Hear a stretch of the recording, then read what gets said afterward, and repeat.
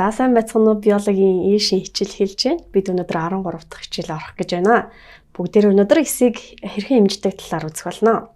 За ингээд хичээл төрүүлсэн одоо их сурвалжуудыг копирайтыг харууллаа. Эс ер нь хэр том юм болоо та нар юу гэж бодож байна? За бүгдээрээ нэг зураг харъя. Кандлийн биологийн зураг байж байгаа. За тэгэхээр хүний өндрөөс ахуулаад хамгийн жижиг атом молекулууд, эсийн эргэтэнцрүүд, вирус, бактериуд, тэгээд уран плантны эс, хүний өндгийн эс, төрс дахин явдаг ямар хэмжээтэйг харуулсан байна. За тэгээд том хэмжээтэй зүйлсийг бид нар энгийнүүдээр хардаг бол илүү жижигхэн одоо микрометрлөө явахаараа гэрлийн микроскопоор тэрнээс бүр жижиг болоод ирэхлээр электрон микроскопоор харж байгаа. За ямар ч хэсэг энэ дээр бид нар бол метр, сантиметр гэд хэмжигтүүнүүдийг мэддэг, миллиметр гэд хэмжигтүүнүүдийг мэдж байгаа. Харин микрометр, нанометр гэсэн хэмжээнүүд бол энэ дээр гарч ирж байна. За тэгэхээр 1 микрометр. За энэ дээр англиар бол ингэж өчөж байгаа. Монголоор энийг одоо хөрвүүлээд микрометр өчөж байгаа. За энэ микрометр харагдаж байна. Дараа нь бол нанометр харагдаж байна. За тэгвэл бүгдээрээ нэг жижигхэн төсөөл хийж үзье. Дөрвөлжин дэвтрийн бүгдээрээ нэг нүд байдаг те. 5 хаашаашаа 5 миллиметртэй. Түүнийг бүгдээрээ 1 мм-ээр нь хувааж үзье. За инхээр 25 жижигнүүд гарна. За тэр бол хаашаашаа 1 мм хэмжээтэй жижигхэн дүрс гарсан гэсэн. Тэгвэл түүнийг дахиад 1000 хуваах юм бол 1000-ны 1 нь микрометр гэсэн хэмжээ гардаг байх нэ. За харин микрометрийг дахиад 1000 хуваах юм бол нанометр гэсэн хэмжээ гарч ирнэ гэсэн. За ингээд ойр зургийн зарим нэг зурган дээр харагдаж байгаа зүйлсийн хэмжээг нь харъя. За хүний өндгийн эсэхэд нэлээд томдоо орно. 0.1 мм буюу 100 микрометр. Өөрөөр хэлэх юм бол 10 ширхэг хүний өндгийн эсийг нийлүүлээд тавихад ойролцоогоор яах нь 1 мм гарах нэ. За амны өчүүр эдис бол 60 орчим байдаг. Бас нэлээд том эс байгаа. Хүүхдүүд бол зарим нь харж исэн баха. За бүүмний хувьд бол нэлээд том эргэтэнцэр 5-аас 10 микрометр хүрдэг. Митохондри бол 1-ээс 10 хүрдэг. За бактерийн тухайд гэвэл жижиг нь 0.5, том нь бол 10 микрометр хүрдэг байх нь. За энэ хавьд бол митохондри бактериудын хэмжээ ойролцоо гэд харагдаж байна. За рибосом бол 2 нанометр руу явдаг, арай жижигхэн. За тэгээ вируснууд 20-400 нанометр хүрдэг. Ер нь нэлээд жижигхэн талтай байгаа. За рибосомын тухайд гэвэл нэлээд жижигхэн эргэтэнцэр байгаа. Прогрессийн 70 хэмжээтэй рибосомод 20-25 нанометр хүрдэг бол жирийн одоо эукариотсуудын 80 хэмжээтэй рибосом 25-аас 30 нанометр хүрдэг байна. За ингээд бидэнд нэг жижигхэн 6 ийм нэг шилжүүлэх даалгавар ирсэн байна. Бүгдээрээ энийг шилжүүлж үзье. 10 мм-ийг микрометр руу шилжүүлнэ. За тэгэхээр бидний санаж байгаачлан 1000 микрометр бол нийлээд 1 мм болж байгаа. За 570 микрометрийг миллиметр руу гэх мэтлэнгээр наномикрометр руу гэж шилжүүлэх юм байна. Бичлэгээ төрүүлээгээд өөрснөө шилжүүлээд үзээрэй. За ингээд хийчихсэн байх гэж бодож байна. Одоо бүгдээрээ хариугаа тулгаж үзье. За тэгэхээр 10 мм нь микрометр руу шилжихэд 1000-аар үржүүлээд 100000 микрометр гарч ирж байгаа. 5 мм нь дахиад 1000-аар үржүүлэхээр 5000 гарсан байна. За 570 микрометрийг миллиметр руу шилжүүлнэ. За тэгэхээр энийг бол эсрэгээрээ 1000-ад хувааж алсан гэсэн 0.57 гарсан байна. За дараа 0.25 мм-ийг микрометр руу шилжүүлнэ. За тэгэхээр 1000-аар одоо үржүүлж алсан байна. За дараа нь микрометрийг нано руу шилжүүлнэ. За тэгэхээр 1000-аар дахиад үржүүлнэ. Наног микро руу шилжүүлнэ. За тэгэхээр 1000-ад хувааж олсон байх нэ. За ингээд зөв хийсэн байх гэж найдаж байна. За эсийн бодит хэмжээг юу нь яаж олдсон болоо? За тэгэхээр энэ дээр бол бүгдээрээ микроскопын окуляр болон объектив одоо өсгөдөг энэ шилнүүд харагдаж байна. За энэ дээр жишээлхэн бол 4 дахин нөгөөх нь 10 дахин өсгөөд нийт өсгөлтөнд 40 гарсан байна. За энийг бол бүгдээрээ нэлээд хичээл дээр бас дадлага хийж үзсэн баха гэж бодож байна. За 10 байхаар 100 дахин томруулсан, 40 байхад 400 дахин томруулсан гэд нийт өсгөлтүүд нь харагдаж байна. За ингээд тухайн өсгөлтүүд дээр одоо энэ усны ургамлын навчийг харахад ямар хуу байдалтай харагдсан байна. Юу харагдаж байгаа нь энэ зураг дээр харагдаж байна. За тэгэхээр ер нь эсийн бодит хэмжээг олохдоо энэ зурган дээр байгаа нэг эсийн одоо хэмжээг нийт өсгөлтөнд нь хуваагаад тэгээ олждгоо гэсэн үг. За ингээд энэтэй холбоотой бүгдээрээ нэг хэдэн бодлого бодож үзье. За эхний бодлого. За нэг сурагч сонгинисыг микроскопоор харсан байна. За сонгинис бол нэлээд том байдаг. За 1000 дахин томруулж агаад хараад тэгээд зурсан байна. За зургийн урт нь 250 мм байсан. Тэгвэл бодит хэмжээг олоорой гэж байгаа. Сонгоны.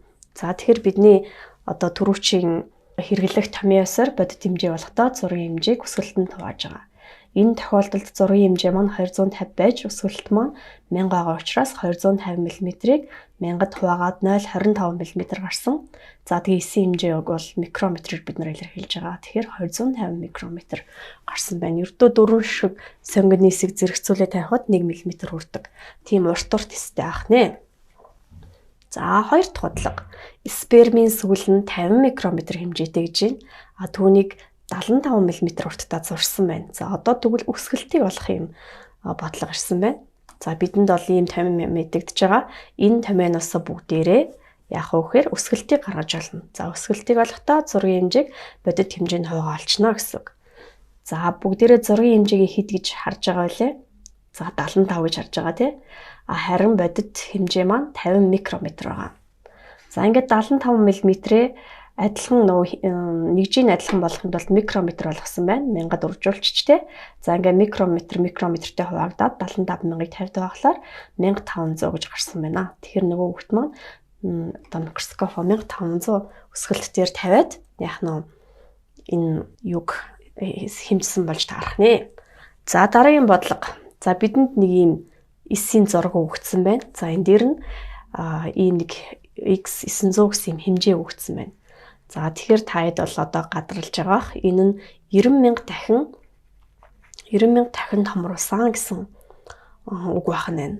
За одоо тэгвэл бүгдээ яах вэ гэхээр зургийн хэмжээг нь олчих. Шум тавьчлаа авшин. За тэгэхээр шум тавьсан чинь 8 см гарсан байна тийм үү? За тэгвэл бүгдээрээ одоо өгсөн юм гэх юм бол зургийн одоо байгаа хэмжээ нь 8 см юм байна.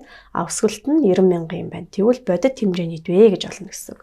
За тэгэхээр бодит хэмжээ бол зургийн хэмжээг өсгөлтөнд байгаа чинь зураг маань 8 см өсгөлт 90000.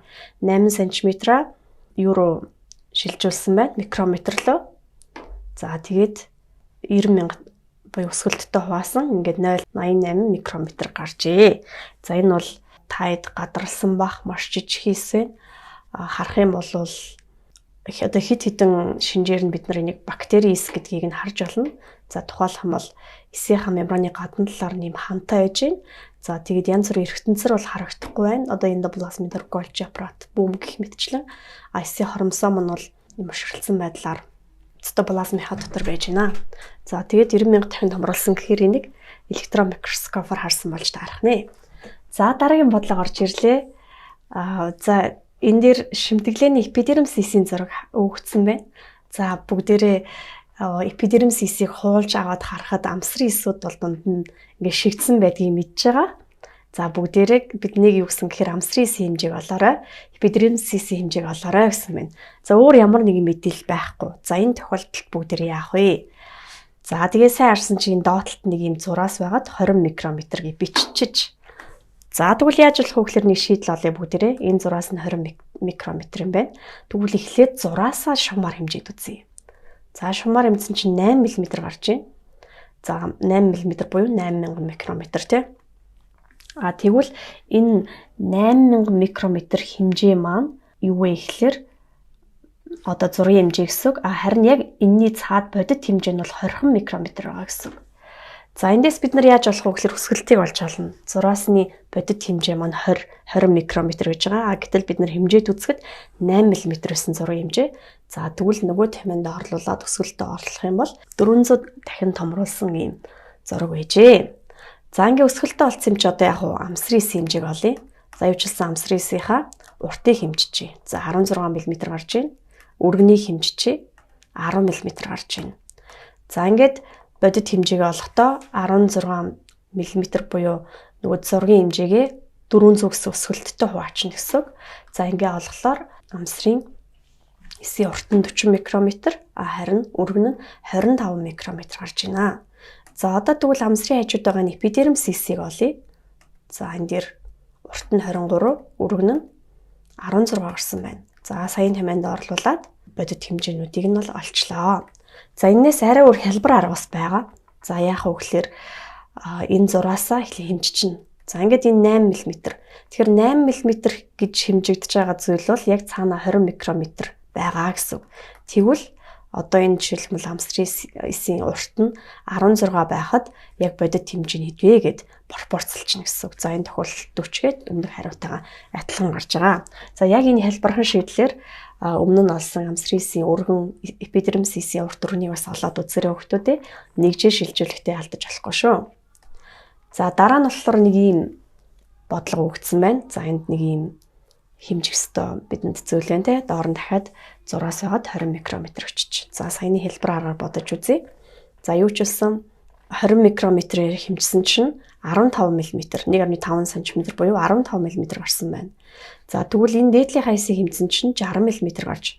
Тэгвэл 20 байхад 15 байгаа юм чинь хэд байхад 60 вэ гэд пропорцлоод олчихно гэсэн үг. За ингээд хариу энэ эсийн хэмжээ нь бол 80 микрометр гарсан байна.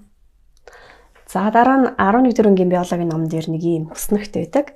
Окулярын хэмжээ хэд байхад объективийн хэмжээ хэд байхад нийт өсгөлтийг олоод тэрэн дотроос нь нийт харагдах үзэгдэх талбайг нь олдог юм томьёо яж байгаа. За тэгээд энэ хідэн дасгал ажил бас байдаг. За энэ дээрээс багш нэг жишээг тайлбарлаж өгье гэж бодож байна. За тухайлх юм бол окулярын одоо 10 өсгөлт дээр тавиад объективийг 100 өсгөлтөн дээр тавихад үржүүлээд нийт өсгөлт бол 1000 гарна. 1000 гарахад яг тэр микроскопын одоо харагдаж байгаа талбай хэмжээ нь 0.18 мм буюу 180 микрометр гэж харагдана гэсэн. За тэгэхээр бидэнд нэг ийм эсийн зураг өгсөн байна. За ингээд микроскопоор харж байгаа гэж бодоод тэр хэсгээ тавьчих. За тэгвэл 1000 өсгсөн байхад энэ диаметрийнх нь одоо хэмжээ нь болохоор 0.18 мм гэсэн үг. За одоо тэгвэл харагдах талбай диаметр нь одоо ингээд хүснэгтэн дээрээс олцсон юм чинь бүгдээрээ нэг эсийн урт хэдвэ гэдгийг олъё. За тэхийн тулд за шугам давчлаа агшин. Зурган дээр хэмжихэд радиус нь бол 10 см буюу 100 мм гарч байна. За тэгвэл эсээ олж нэг эсээ ингэж хэмжээ. За энэ дээр нэг эс олоод хэмжсэн чинь 6 мм гарсан байна. За тэгвэл 100 мм байхад энэ нийт одоо хэмжээ нь 0.18 мм гэдэг бол 6 мм байхад хэдвэ гэд пропорцлж байгаа юм. За тэгэхээр энэ эсийн хэмжээ бол 10.8 микрометртэй байж байгаа. За энэ бол нэг бактери эс гэдэг нь бол харагдаж байгаа хаа. За тэгээд номныхоо энэ бусад дасгалыг хийж үзээрэй гэж багш нь хэлмээр байна. Энэ дээр байгаа бусад дасгалуудаа хийгээд үзээрэй. 9 дугаар ангийн биологийн ном дээр бас 11-ийн биологийн ном дээр бас байдаг. За шийдэл нь бол ингээд амархан олчих болох нэ. За түүнээс гадна дахиад нэг даалгавар өгье. За нэг шах харсан байна те. Объективээ 10 дээр, окуляр 10 дээр тавьсан гэхээр нийт өсгөлт нийт болох нь 100 болох нь байна те. За тэгвэл 100 байхад энэ хэсгийн одоо диаметр нь бол 1.8 мм байж байна. За 1.8 мм байгаа тохиолдолд шахаа нь бол ойролцоогоор нэг 4-ний 1 арай хүрэхгүй байна те. 5-ны 1 дээр ч юм уу байна. За тэгвэл энийг хэмжээд тэгээд шахааны бодит уртыг олж үзээрэй гэж багш нь даалгавар өгч байна. За ингээм өнөөдрийн хичээл дуслаа. Анхаарч хичээлдээ оролцсонд баярлалаа. Дараагийн хичээлээр олзъя.